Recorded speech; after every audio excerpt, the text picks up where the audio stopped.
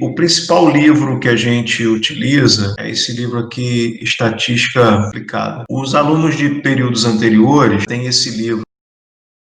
O material é experimental e eu depois vou mandar o link da calculadora online para vocês para a gente fazer as atividades com ela também. Então, vamos entrar na nossa disciplina propriamente dita. Da maneira como esses dados são obtidos, eles acabam não sendo efetivos para nós. Isso pode levar a conclusões equivocadas. Quando eu recebo um conjunto de dados, eu preciso tratá-lo, porque há uma diferença muito grande entre banco de dados e bando de dados. Se você não ordena seu banco de dados, você passa a ter um bando de dados. E aí você acaba não sendo efetivo na sua medição. É importante observar que tratamento de dados ou estatística, eles não nos dizem nada. Você vai escutar assim, as estatísticas dizem. A estatística, ela mostra um cenário. Vamos imaginar aí, nesse cenário de política, eu tenho o candidato A e B. Então, a estatística não está dizendo quem vai ser eleito ou não vai ser eleito. Ela simplesmente aponta o candidato mais favorável naquele período de pesquisa. Tanto que o fato de um candidato liderar as pesquisas não significa dizer que ele vai sair vitorioso. Por isso que dentro da estatística ou do tratamento de dados, existe uma expressão muito utilizada que se chama margem de erro. Entendo essa margem de erro como incerteza de medição. O termo margem de erro é muito utilizado na física e na química, e incerteza de medição é utilizado na metrologia. Por exemplo, hoje o tempo está nublado. O que eu posso esperar? Vai chover? Pode chover ou não pode chover, com uma probabilidade maior ou menor. Aonde eu estou, tudo indica que há uma probabilidade grande dessa chuva ocorrer. Mas o fato de existir essa probabilidade grande não significa dizer que a chuva vai acontecer. É a mesma coisa que acontece com a estatística ou com o tratamento de dados. Eu fiz um processo de medição de algumas peças no controle de qualidade de uma indústria durante 2 turnos distintos. Primeiro turno e segundo turno. As peças foram as mesmas, o equipamento o mesmo. O que diferenciou aí foi um analista, um operário, que fez a medição no primeiro turno, do operário da medição do segundo turno. E eu colecionei esse conjunto de dados. Quando eu olho para esse quadro, tanto do primeiro turno quanto do segundo turno, eu não percebo muita diferença, né? Eu não consigo enxergar nada de diferente entre o primeiro turno e o segundo turno, porque esses dados, eles estão de uma maneira como foram colhidos. E quando isso acontece, eu tenho os dados na forma bruta. E dados na forma bruta, eles acabam não me trazendo muitas informações. Por quê? Eu estou fazendo um processo de medição. Essas medições, elas poderão mudar de um analista para o outro, porque medir é o ato de comparar uma grandeza com uma unidade de medida. Quando eu estou fazendo essa medição, eu posso ter influência da mão de obra, da máquina, dos próprios materiais que eu estou utilizando, da minha metodologia de medição. Isso vai me implicar em erros de medição. Esse erro de medição não significa dizer que a medição está errada. Não é no sentido pejorativo de errar. Eu tenho diferentes erros de medição.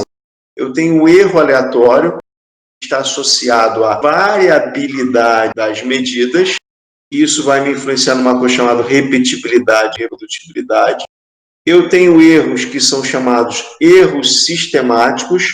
Por exemplo, eu vou medir uma peça numa balança e essa balança ela já está, mesmo sem nada no prato, ela já está com 1 quilograma acima. Isso já vai me dar um erro sistemático.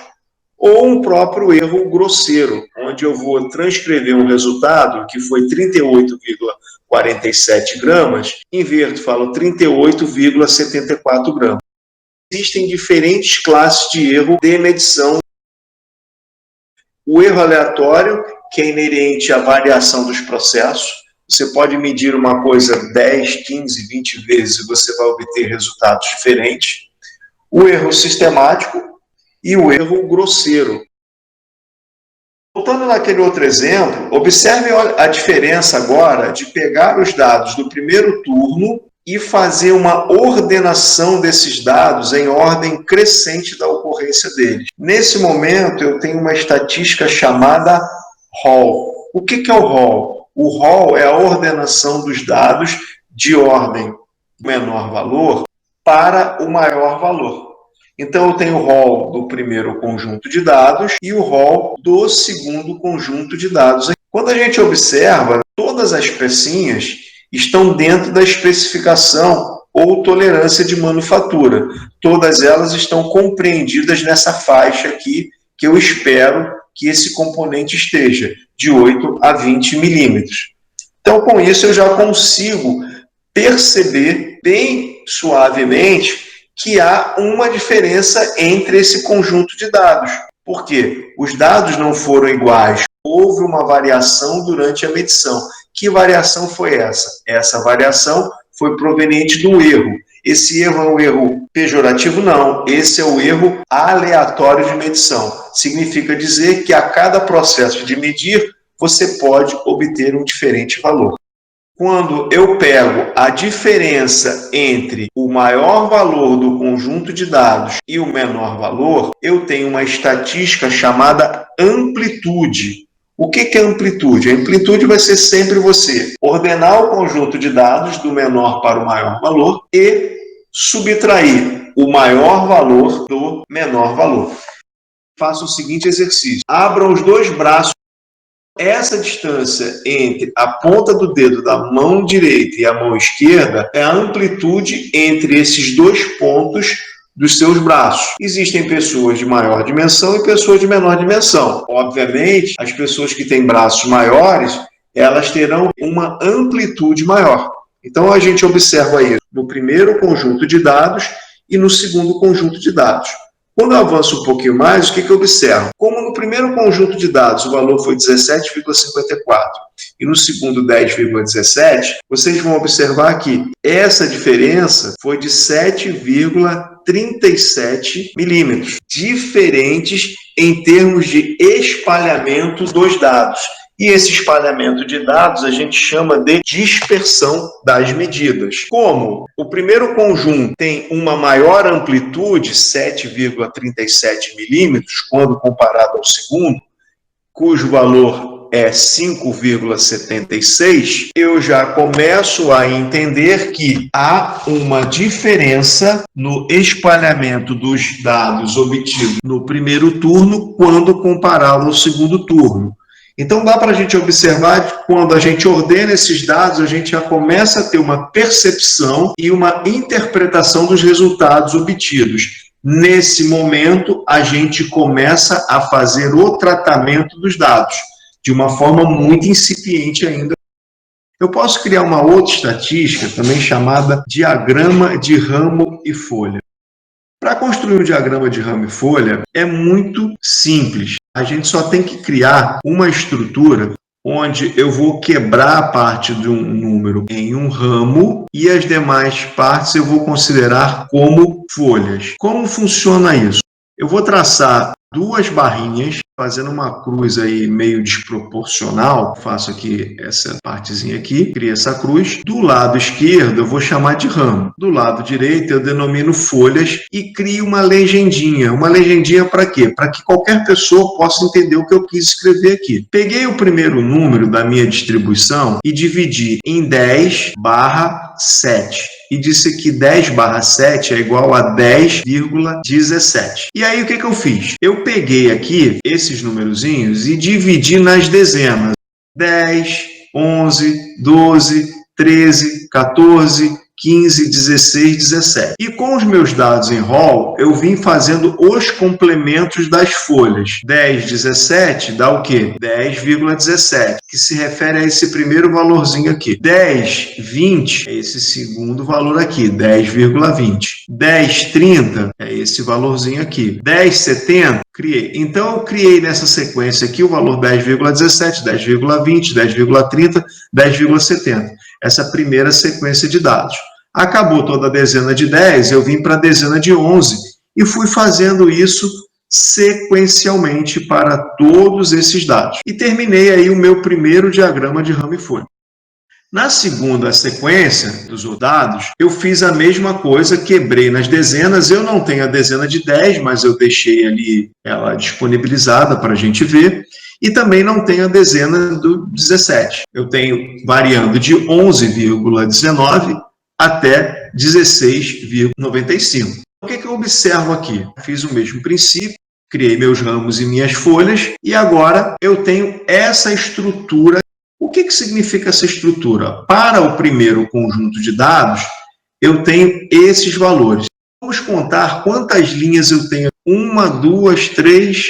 No primeiro caso, 1, 2, 3, 4, 5, 6, 7, 8 linhas. E para o segundo caso, 1, 2, 3, 4, 5, 6 linhas. O que a gente vai imaginar, né? Como a gente está falando de diagrama de ramo e folhas, vamos imaginar aqui que essas linhas sejam as linhas de ramos. Imagine um vegetal. Uma árvorezinha, quanto mais ramos essa árvore tem, eu posso dizer que essa árvore é mais dispersa. Se eu tenho menos ramos, se eu podei a árvore, ela é menos dispersa, né? Imagina uma plantinha aí cheia de galinho, você vai lá e corta os galhos dela. Ela vai ficar miudinha, miudinha. Quando eu comparo isso, eu observo que no primeiro caso, eu tenho 1, 2, 3, 4, 5, 6, 7, 8 linhas relacionadas a ramos e folhas. No segundo caso, eu tenho 1, 2, 3, 4, 5, 6. O que isso significa para mim? Eu percebo que os dados do segundo turno, como eles têm uma quantidade de folhas menor, eles estão menos dispersos, enquanto que os dados do primeiro turno apresentam mais folhas, eles estão mais dispersos. E isso corrobora muito com o pensamento que a gente teve aqui, logo no início da nossa discussão, da amplitude.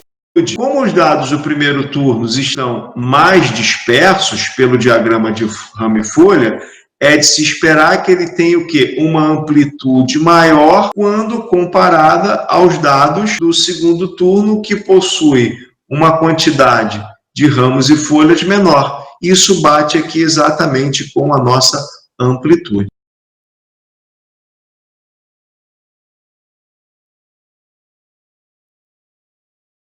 Eu tenho aí 2 analistas que eu denominei de A e B, e esses analistas eles fizeram uma análise que é muito comum na indústria petroquímica, né, para controle de qualidade, que é o ponto de fulgor de substâncias de óleos lubrificantes. Não convém aqui a gente detalhar o ensaio ou o teste, mas eles obtiveram essa sequência de resultados.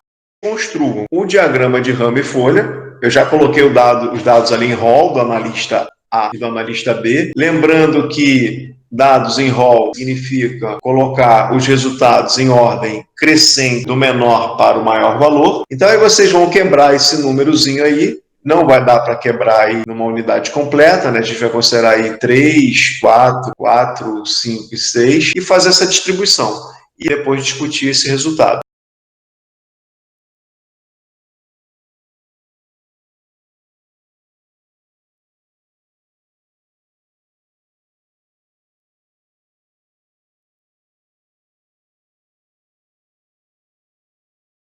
Eu tenho a primeira legenda, eu quebrei aqui o número do analista A, 3, 4, 5, 6, e para o analista B, 3, 4, 5, 6 e 7. Por que a gente colocou aqui todos esses ramos? Só para vocês entenderem que eu tenho o raminho e a folha. Quando eu tenho aqui essa estrutura, 32, 37, 39, e aí vai, eu tenho a sequência aqui, eu tenho um ramo completo com uma folha, ramo e folha.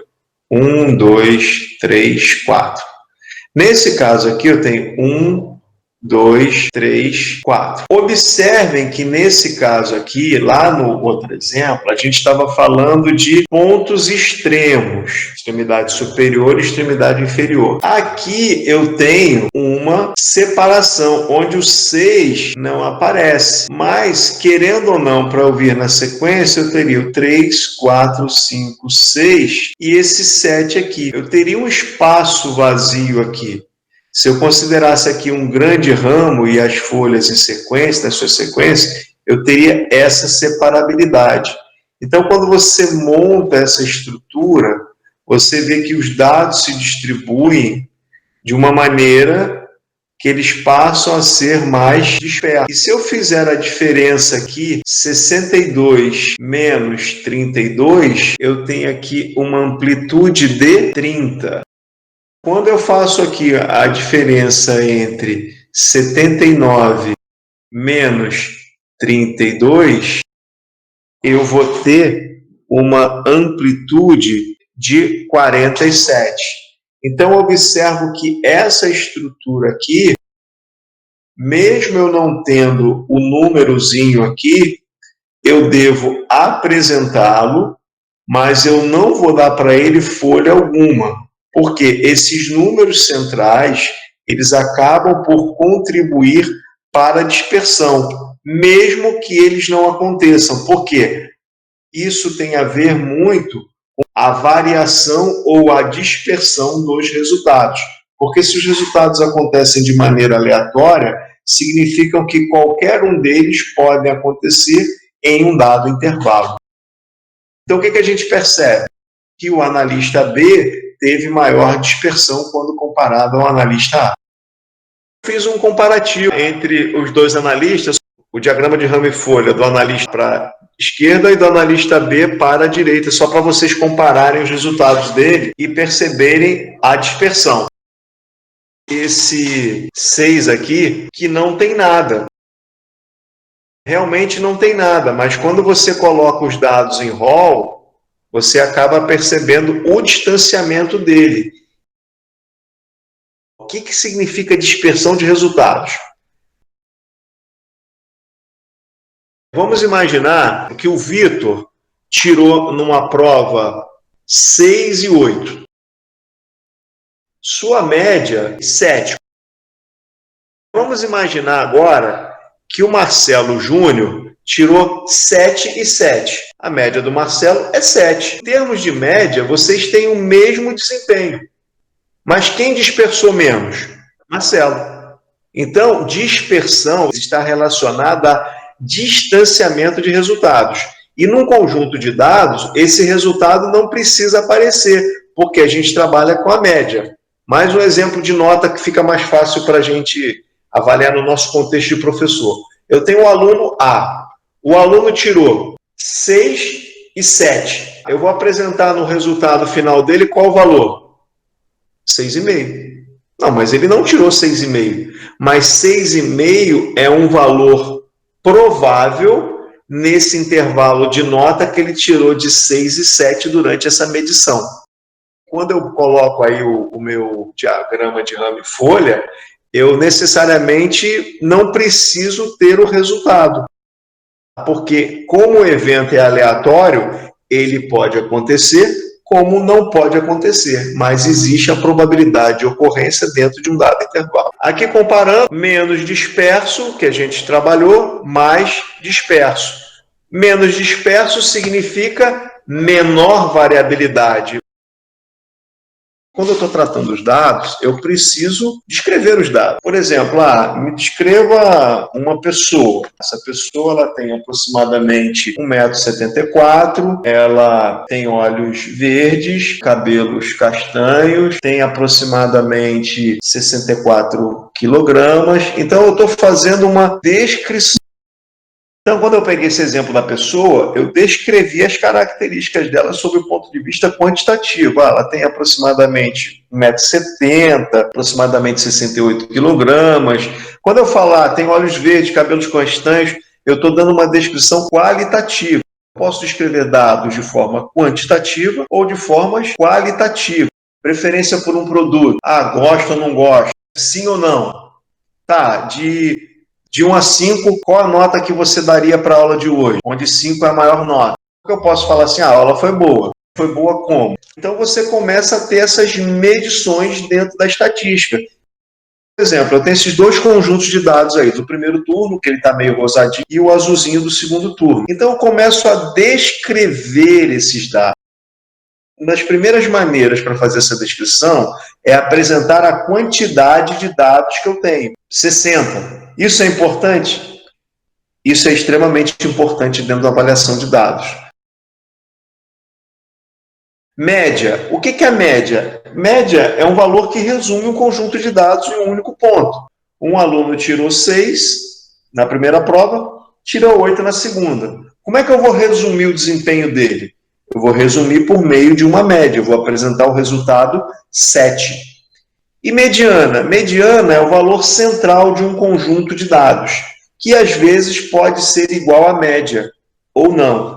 O que é moda? Moda é o valor que mais se repete em um conjunto de dados. Então, vendo esses valores aqui assinalados, eu tenho aqui o valor 11,54, 11,54.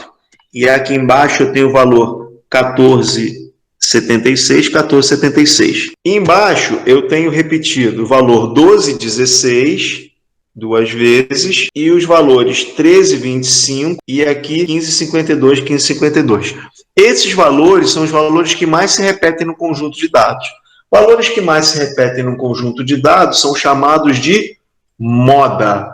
Moda ou modo. Vocês poderão encontrar esse outro termo, mas o mais comum é moda. Então, nesse exemplo aqui, eu tenho a minha moda 11,54 e 14,76. Foram os valores que mais se repetiram. E no segundo turno, eu tive aqui valores se repetindo mais. O 12,16, 13,25, 15,52. Eu vou esperar maior dispersão em um conjunto de dados que tenha muitas modas ou poucas modas?